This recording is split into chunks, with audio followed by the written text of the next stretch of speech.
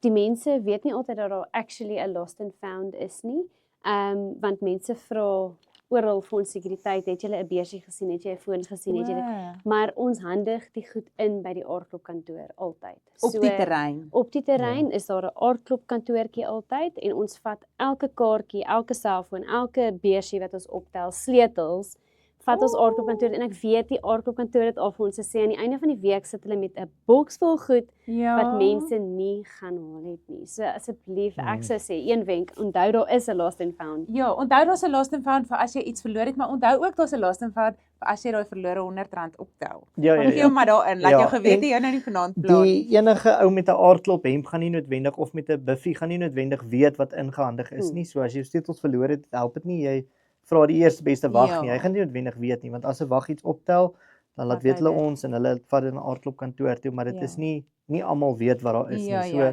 moenie dadelik 'n kaart kanselleer nie, gaan hoor gou en dan kanselleer jy.